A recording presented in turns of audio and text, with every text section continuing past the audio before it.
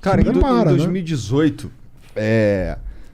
eu sinto que, assim, você falou o lance das fake news, mas eu acho acho que dois fatores principais elegeram o Bolsonaro, na minha opinião, que é a internet e o jeito como a imagem dele foi propagada na internet. Isso tem a ver com os fake news, tem a ver com um monte de coisa, não sei o quê. Mas eu acho que um grande fator, assim, talvez tão relevante quanto, tenha sido um sentimento anti-PT, cara. Eu acho... O pessoal tá pensando... Eu, por exemplo... Pô, tu não vai deixar eu falar mesmo? Não vou. Tô brincando. Não. Eu, por exemplo, não votaria no PT. Nunca mais, assim. Sabe por quê? Você votaria no PT? Cara, eu não voto há muito tempo, mas eu acho que eu não votaria no PT, a menos que... E aí eu vou confessar que a menos que fosse contra uns caras assim, tipo... Bolsonaro.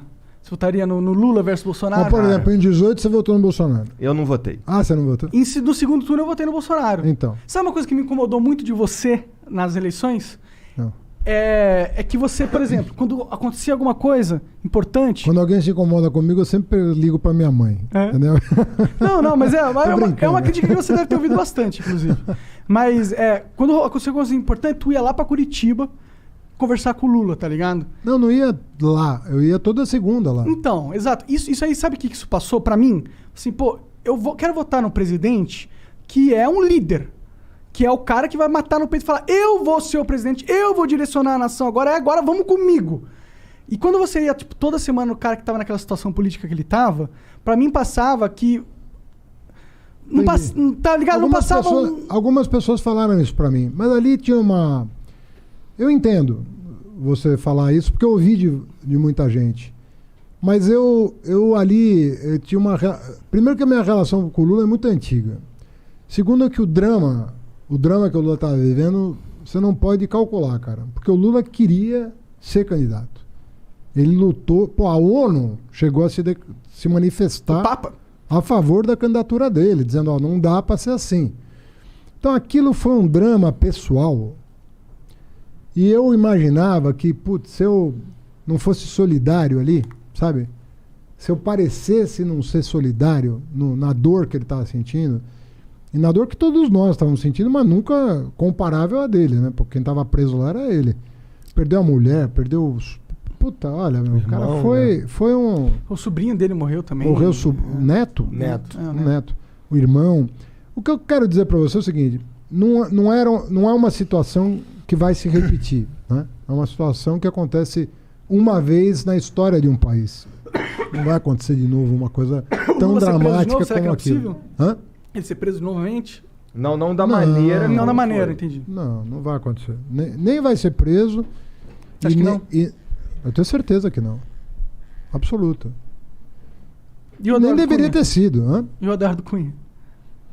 O Eduardo Cunha passou uns bons anos preso, né? Foi solto agora com a decisão do STF. Mas eu acredito que é possível que ele volte, porque a hora que transitar em julgado a sentença, é bem capaz dele voltar. Entendi. Na minha opinião.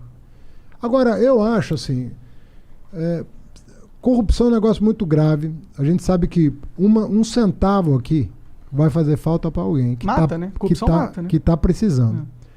Agora, eu acho que tentaram estigmatizar demais, sabe? E eu acho que o Ministério Público lá de Curitiba, sobretudo, não vale para todo lugar. Mas acabou se perdendo numa ambição política, sabe? Acabou vendo ali uma oportunidade de projeção política pro Moro, pro Dallagnol. Acho que cresceu o olho ali, sabe? Tanto é que eles estão pagando um preço hoje... um preço pelo que... Assim, o Moro só se fudeu, né? Ele parece um cara muito ingênuo politicamente falando, pelas coisas que ele... Pela trajetória mais ou menos, né? Porque tava dando muito certo pra ele. Olha, eu acho que se não fosse o hacker... Ele acreditou no Bolsonaro, pô. Ele achou que ele ia chegar lá e ia... Mas se não fosse o hacker lá de Araraquara, que aí escancarou o que tinha rolado ali no bastidor, eu acho que com as provas que a gente tinha recolhido e já apresentado, as lícitas, eu acredito que o Supremo talvez... Não tinha ferramentas para inocentar. Talvez não tivesse a determinação de declarar o Moro parcial. Mas daí ficou tudo muito escancarado, né? Tu acha que ficou difícil de contornar. Tu acha que tu ir lá toda segunda-feira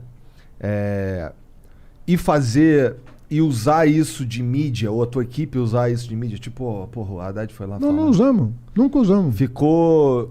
Usaram sim, Haddad. Não. Talvez você ou sua equipe não usaram, mas eu não fico sabendo, eu não fico pesquisando. Não, tá mas Toda hora que você ia lá, apareciam momentos, entendeu? Isso, mas aparecia no jornal justamente para gerar essa sensação que você sentiu. Sim. E você acha que eu tô errado em sentir essa sensação? Entendi. Claro que tá. Será? Eu vou dizer por que tá. Obviamente, tá errado em relação ao que eu sei que eu sou. Ah, claro. Eu não conheço você profundamente. Exatamente. Né? Você não tá errado em sentir o que você sentiu. Sim. Tanto é que eu tô falando, eu ouvi isso de muita gente. As pessoas próximas de você imaginam que devem... Mas, às vezes, as pessoas são levadas a concluir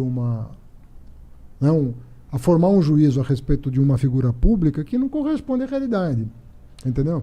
Mas, pô, se o Lula decidisse alguma coisa, pedisse um favor pra você, eu tenho certeza que você... Até como ministro, eu tinha um nível de independência... Pô, eu era subordinado ao Lula, era nomeado por ele.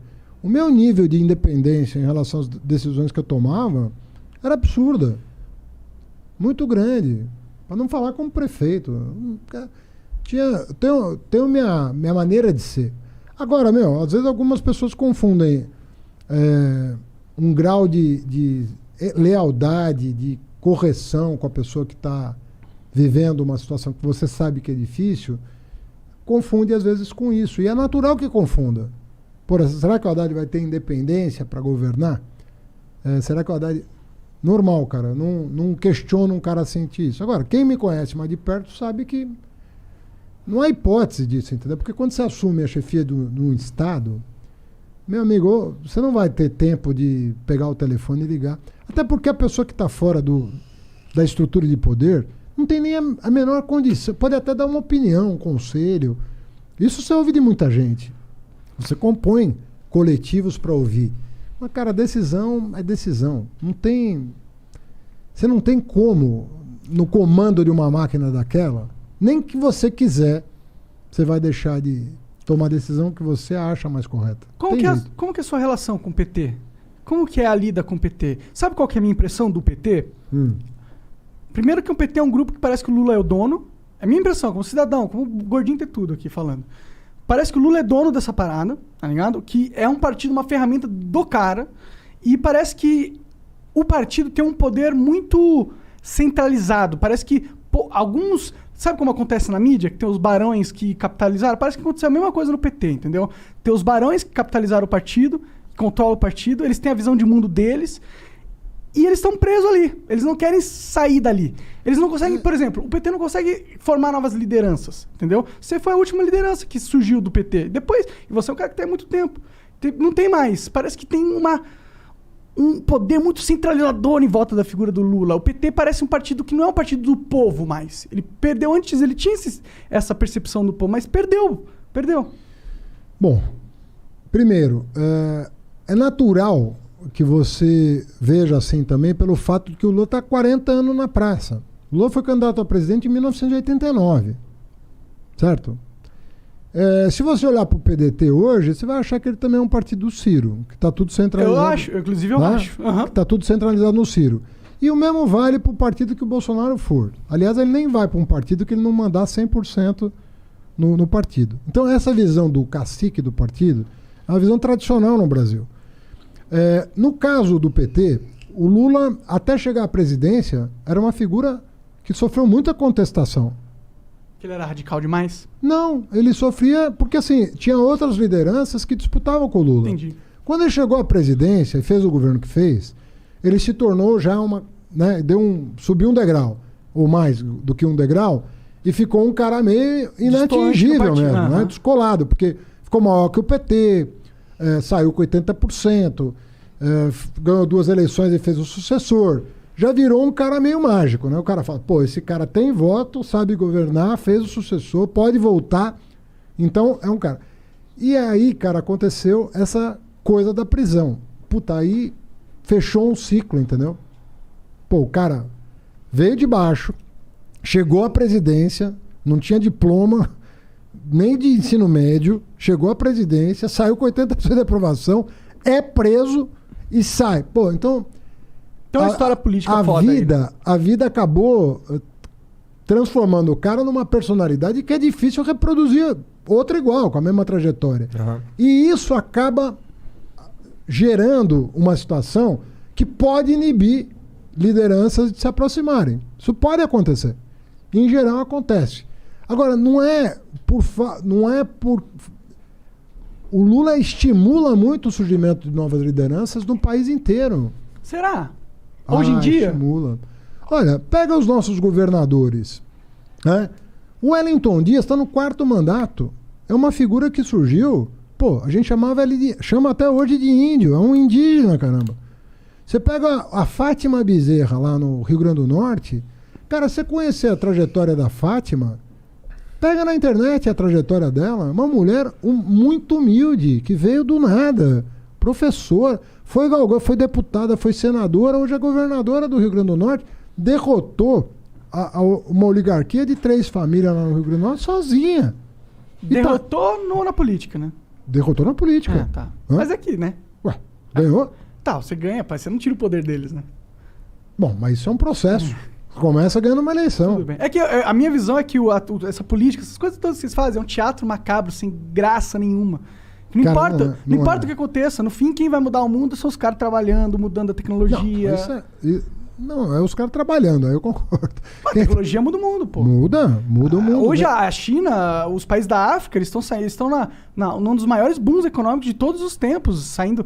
O recorde de pessoas saindo da pobreza lá é por causa da tecnologia, da globalização. Mas proporcionalmente nós tiramos muita gente da pobreza aqui. Voltou agora. Como pode voltar lá, mas aqui, quem mais tirou gente da pobreza na história desse país no tempo, fomos nós.